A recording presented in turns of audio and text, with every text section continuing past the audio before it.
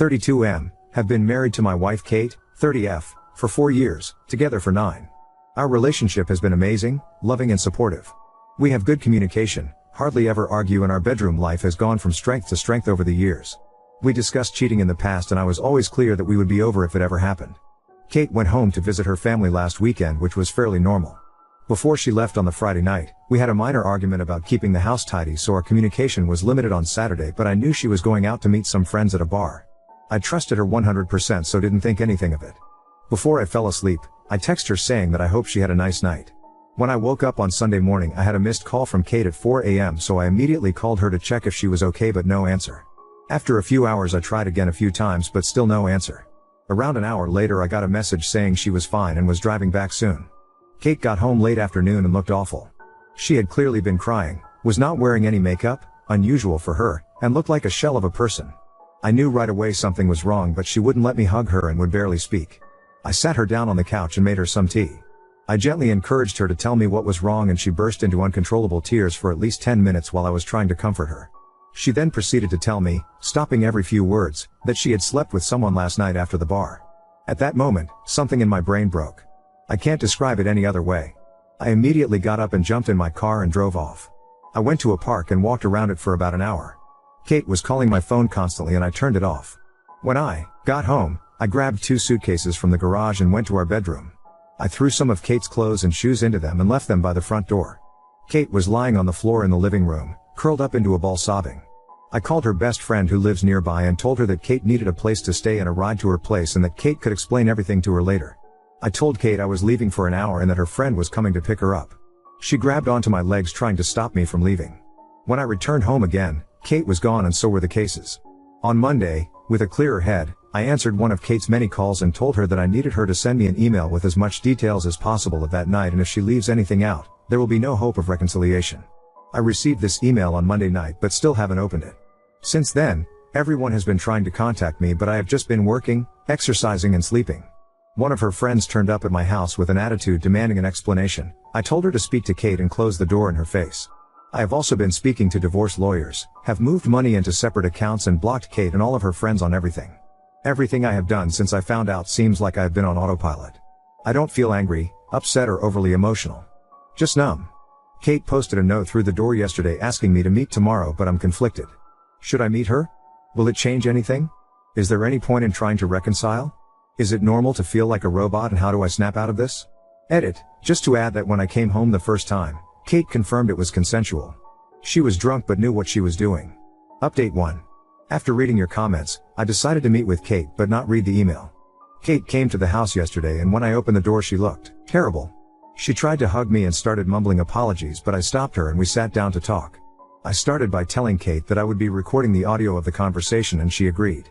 I then asked her to explain what happened and told her that I haven't read the email she sent. Kate said she had been at the bar with 2 friends, I know and like both of them, and told me what she had to drink. I was surprised at how little she drank because it was the same amount we would normally drink when going for dinner, a few glasses of wine and a cocktail.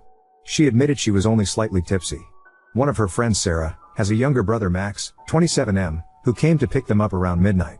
It's a running joke in their group that Max has had major crush on Kate since high school, and I had heard them joke about this. The 4 of them went to get some food and Max then dropped each one off until it was just him and Kate. Kate said she didn't want him to drive the 20 minutes to her parents' place after working all day, so would just order an Uber from his apartment. She went into his apartment to order the Uber but couldn't get one. Max suggested she should crash in his bed and he would take the sofa, he would then drop her off in the morning. Kate refused and continued to try to find an Uber. They were sitting on Max's bed and he kissed her. She kissed him back and they ended up having sex. After that she broke down crying from guilt and Max took her home. She cried for another hour, then tried to call me to tell me what she had done. We had to stop a number of times because Kate kept breaking down and crying hysterically. She told me it was a huge mistake, she got caught up in the moment, it was terrible, she only loves me blah blah blah. After she was done, I told her that her story didn't make sense, but it didn't matter at this stage because I was done.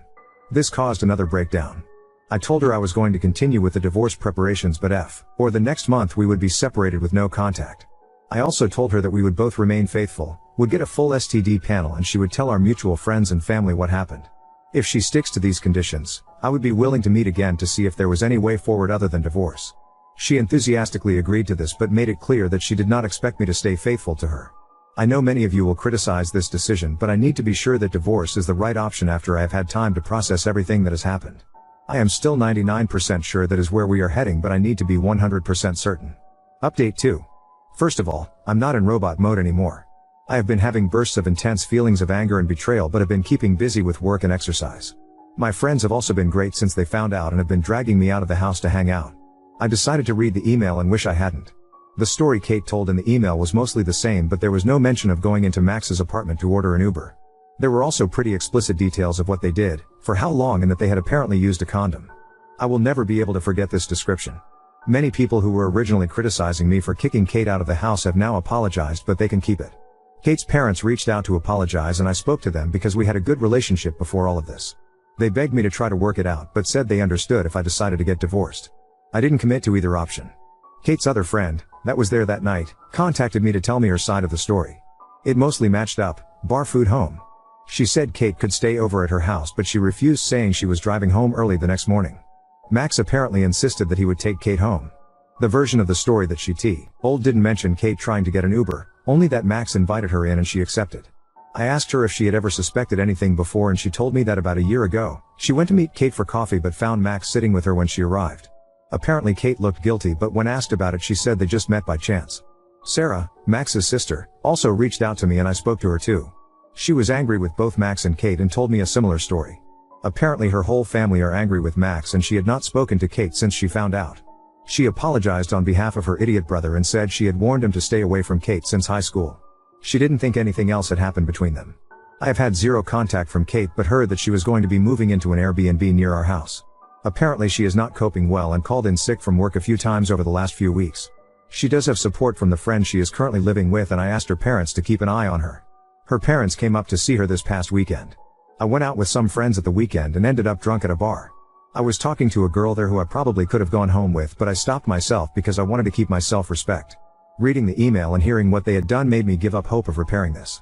Especially when I know she is not being truthful with me on other things, so who knows. I will be moving ahead with the divorce and might not even wait a month before telling Kate that this is my final decision. Update 3. I debated posting this update, but a lot of people seem to be invested in this mess, so here it is. Apologies in advance if this is TMI. Kate sent me an email last week asking to pick up some things she needed for work. My lawyer told me not to prevent her from having access to the house or her possessions, so I reluctantly agreed that she could come over on Thursday night when I would be at the gym.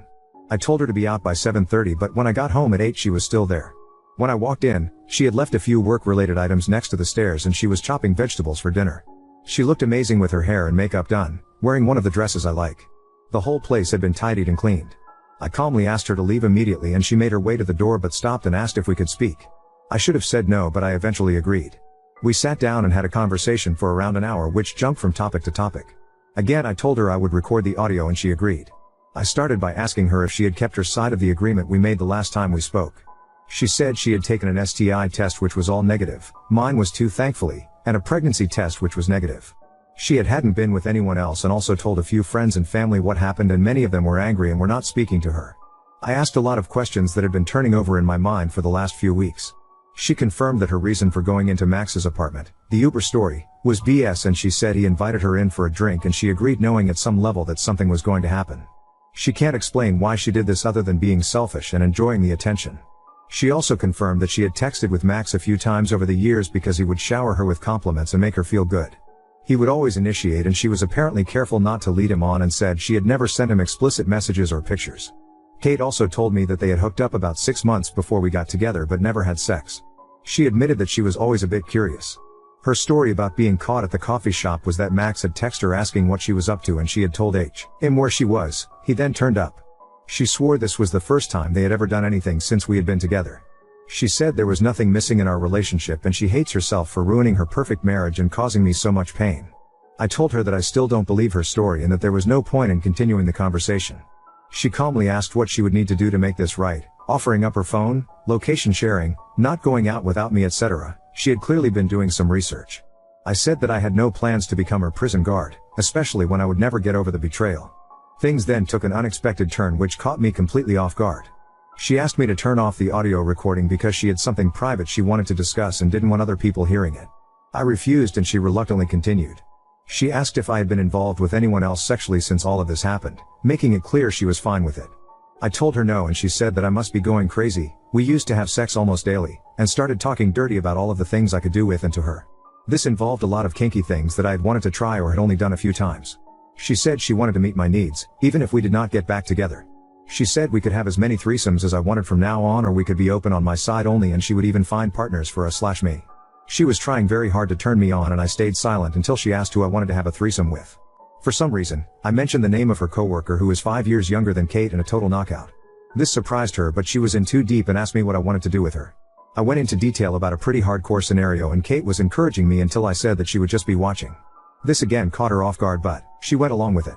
Later on, I realized that I only said all of this as a petty attempt to hurt Kate, which I don't feel good about. She was obviously convinced that her plan was working, so she pulled up her dress and got into my favorite position on the couch, begging me to have sex with her. I'll admit that for a few seconds my body reacted even though my head was not in the game. Everything suddenly came into focus and the content of her email came flooding into my head. I can't explain why, but I started to laugh. Not just a chuckle, but a full-on belly laugh. She looked hurt and moved away, then started to cry. I told her it was time for her to go and she left quickly, probably due to the embarrassment. I also said she needed to hurry up and get a lawyer because we are getting divorced. The post-nut clarity after she left confirmed that I had dodged a bullet.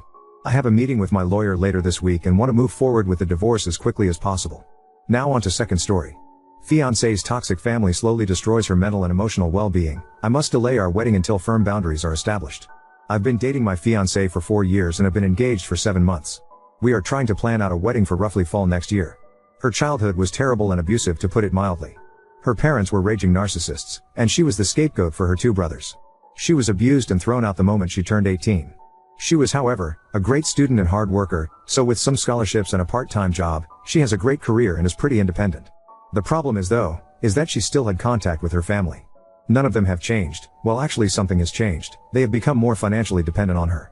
They enjoy slowly creeping back into her life and emotionally blackmailing her for support or whatever she can do. They're not pleasant about it either. They're rude, smug, and generally enjoy being a nuisance. And my fiancé can't say no. No matter the horrible things they say or how they outright try and intimidate her openly. I've always known her family history and have always supported her through the issues with them, but in the last year or so they've become far more brazen and asinine. They come over to our house more often. They make messes all around the place. Her mother acts like she's the fucking stepmother from Cinderella. Her dad drinks all my fucking beer and empties out half the fridge. Her brothers stop by occasionally to act as mouthpieces for their parents. They practically trash the place and leave us to clean the mess. And where is my fiancé in all this? Quietly standing in the corner, practically shaking. I'm no fool here. There is legitimate trauma. There's her need to feel loved by them and her hoping they will appreciate her. Before one of you noble commenters states the obvious, she's been in therapy for this for years. I've tried to establish boundaries. For nearly 2 years I've been trying to push these ass clowns away. But this is her house she purchased, and no matter of contributions, financial or otherwise, will she let me have a say on who comes into her house. She's been beaten down mentally and emotionally by them for so long. She has told me recently that she wants to earn their approval. How they were right about her. How she needs to be better for them. I've had too many emotional conversations with tears and begging to count, hoping she will take the steps to get better. But she's an adult. I can't force her to do anything. I love her, but I can't help but feel so resentful of what she's doing. It's agonizing watching someone you love, someone who you know deserves so much better, openly destroy themselves for people like her family. It's been painful watching her cry herself to sleep one too many night because of them. I've tried too many times to help her get out of their clutches. But I have to think of the future. What happens when we have kids? What happens when she is postpartum and invites them over? What happens if there is a medical emergency for either of us? What if our finances get tight and they still demand money? This is the in-law family from hell and I won't be able to avoid them. Tomorrow I'm going to tell her how I want to delay the wedding until firm boundaries are established. If she resents, I walk. I can't do it anymore. I refuse to watch a slow death like this any further. Update 1. The night after I made the first post I had decided that I was going to have a heart-to-heart with my fiancée about her family. However, she came back from work the next day early and I already was off that day, so I initiated the talk a little sooner than I planned. Essentially, I told her how this arrangement was not sustainable. I did not feel comfortable marrying her due to how much involvement in her life her family has, and I certainly did not feel comfortable bringing a child into this world with them. I didn't want to tell her cold turkey no contact with them, but strict limitations to start with on them coming over, and what they can do around the house. I also requested couples therapy before marriage. She wasn't happy. She was just staring angrily at me while I spoke, then started yelling at me when I finished. She told me I don't understand their dynamic and it worked for her. I told her that they're abusive users who will bleed her dry and I have never seen them show any decency to her. She told me she just had to work harder for them to appreciate her. I basically yelled at her that a parent's child shouldn't have to beg and plead and work for them to be loved. I finally told her that she sets limits with them or I walk. She was livid, and since I was living in her house I was kicked out. So the past few days I have been staying in a hotel and have had my stuff taken out and put into storage. And frankly, it's been great. I am going to STA with family for a few weeks around mid-July, and after that I am going to go house searching for myself. I have spent the last couple days relaxing, catching up on movies and video games I haven't had time for, and could go back from work to a quiet room without her family tearing the place apart. Yesterday, however, things came to a head. We have basically been no contact since she booted me out, but I know every Saturday her family loves to spend the afternoon over and she uses me as a shield from their abuse. However, in a very petty move, I simply kept my phone muted all day and played Disco Elysian. I knew she would call back for help with her family, and at this point pure resentment was kicking in for her and I wanted nothing to do with her issues. By the end of the night she had sent me over a dozen texts and finally 2 frantic voicemails begging me to come home. I decided to come over to check up on her. Long story short, she was sobbing in the living room, and when I came to talk to her she was practically crushing my back, hugging me and sobbing. I gave her time to cool off and asked what happened. Long story short, her parents and brother came by to gift money from her and say horrible shit to her. She wanted to have me come over to help, but I was ignoring her, and when she tried to have one of her friends help out and everyone basically said fuck that, it all started clicking in for her. She kicked her family out, but not before they said some utterly vile shit to her I won't repeat. She kept apologizing to me and told me over and over to come home. I told her plainly that I had started to build up heavy resentment towards her for some time, and while I loved her and understand it was trauma and not her being outright abusive, there was major issues that would need to be addressed if we were to move forward. 1. She sells the house and moves. We make roughly the same amount of money and we will buy a house together. I am a grown-ass man and I will not live in a house I have no equal agency over. 2. Her family will never step a foot in it. They will never come over. They will be treated by me in a very threatening manner if they try and come in. 3. She gets a new therapist and we start premarital counseling. 4. She never makes me interact with her family. 5. We will go LC with her family right now, but make no mistake, we are working towards full NC on her end. I told her I love her. We have been together for a while now and have beautiful memories together, and I know she is suffering from abuse, but these are non-negotiable, and if she has a problem with any of them then we have to go out separate ways. She told me she's realized for a while now that her family is toxic and unhealthy. She wants to make changes. She has accepted, but some of these will take a while to see through. For now I'm going to stay in the hotel until I head back to stay with my family. She is welcome to come over, but I have made it clear her house is not somewhere I want to go. Her and I are both off tomorrow, so we will spend the day here and maybe go out. This is obviously not over yet, but I might not post anything else until mid-August or so. Update 2. Despite all intentions of not updating until much later with the hopes of an improved relationship with my fiancé and her establishing boundaries with her toxic family, we are now broken up. Essentially what happened was, after last weekend where I left her for the time to deal with them herself, she seemed to finally grasp the situation and was open to changes, including boundaries and a possible move. We spent Monday and Tuesday hanging out in my hotel that I was staying in until I went back to my family for a couple weeks. The other night she was being very vague with texting when she originally was supposed to come over. She came much later than expected and I knew something was up. She basically unloaded on me how I was abusive, controlling, overly demanding, and unsupportive. It took me 5 fucking seconds to figure out she was repeating verbatim some sort of rehearsed speech from her parents. And to be honest, I was so agitated at this point, despite making a huge gamble on her, I decided to be a prick about it. I asked her if her family told her to say this. She said they suggested it to her, but she came up with it herself. I asked her to explain in detail what I did. She said I was living like a parasite off her. I reminded her that I'm paying 50-50 for her fucking mortgage, 50-50 for utilities and groceries as well. I have my own car I pay for. A job that makes just about as much as hers, unlike her fucking leech parents who demand payments on the weekly and raid the kitchen on the weekends. I told her to try again with something better. She looked flustered and said I was trying to isolate her.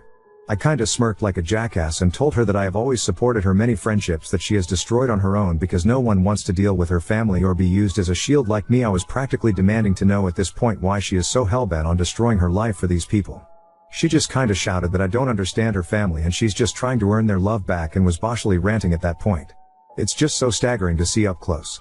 I have ventured into a few subreddits to get perspectives, and if you have any familiarity with them you'll see how people who are victims of abuse by their own family can be so utterly broken by it that it'll wreck their brain to where they truly believe they are the problem and they deserve the abuse. Well, that's how she was. She was utterly broken and didn't want help. She didn't want to get better, she just wanted to get worse. It hit me like a truck, honestly, the realization. I really did feel like a fool for trying, even if it was what I was supposed to do in the first place. She was practically berserk at this point and I was just mentally exhausted and needed her to leave before someone called the police. She finally left, but I had a few concerned neighbors check on me. Some of her friends are aware as they have messaged me checking on the situation. I told them the truth and that I just needed to be alone to think what to do next right now. They have revealed that she has given them similar rants after they expressed concern for her. One had even heard that she may be possibly at risk of losing her job. She is definitely having some sort of mental break. From my understanding, she is now completely isolated. She is actually sprinting into a horrible lonely life right now. There's nothing I can do for her at this point, and as selfish as it sounds, I'm just glad it's going to be behind me. Update 3. Things have kinda wrapped up, but there were some loose ends. I completely forgot to change my mailing address, which I should have done ASAP, so a couple important things got sent to her house. I had to go pick them up, plus a final couple of items I want for my move that I left there and decided I wanted to actually take. She was being difficult and not responding to messages in regards to them, so I had to go get them from her myself. I brought a mutual friend just in case. Thankfully she was at least cooperative in letting me get my stuff, and it wasn't much of an issue. Everything else was though she had a lot of nasty things to say. Telling me she was already sleeping around. Telling me how happy she was now that I was gone. Telling me she's finally free of me, how she's going to be so much better off without me. A lot of generic insults and horrible things you would commonly expect from a nasty breakup. And you know what? It was so fucking obvious it was a rehearsed script from her family, and you could easily see how miserable she was. She looked like a mess, like she hasn't slept in days. The house was a mess. She wasn't even yelling it. She sounded so exhausted and broken when she said it. She didn't even smile and she said anything. Just a face contorted in hate and anger. She was not the woman I knew anymore. That person was gone when I was getting ready to leave. She was still going on. I was fed up and told her something along the lines of, congratulations. Your friends are gone. Your human shields are gone. Your engagement is over. Your support is gone. Anyone who ever treated you like a decent human being is gone. It's just you and your family. I hope you're happy while they bleed you dry. It probably didn't go like that, but something like it. She just stood there. Literally just stood there and looked at me with indifference and walked away as I walked out the door. As we were leaving, the mutual friend Tiffany asked if I was okay. I reassured her I was, and I'm just trying to get myself set up to go home next week. She also confirmed that she hears my ex did lose her job for not showing up for several days and basically ghosting them. They're going to try an intervention next week, and asked if I could participate, but I'm not delaying my travel because frankly I just want a clean break. I know for a fact that if I stay involved I'm only going to be witnessing the slow descent to either a full break or a suicide. I just can't do that. Despite all this, I'm actually excited for the future, and I have realized that I ignored way too many red flags at the beginning. Even with everything that happened, I know I'll be doing good and I'm going to be alright. I expect this to be my final update. I'm still in town until Sunday afternoon, so something could happen while I'm still here, but if anything does, it won't be exciting. She's proud of sleeping around? You did the right thing. I come from a family much like hers. I've watched multiple cousins evolve into the next generation of abusive Oz after once swearing they'd get away. They cared more about their family's approval than they did their mental well-being, and now they're miserable and just like their parents to their own kid.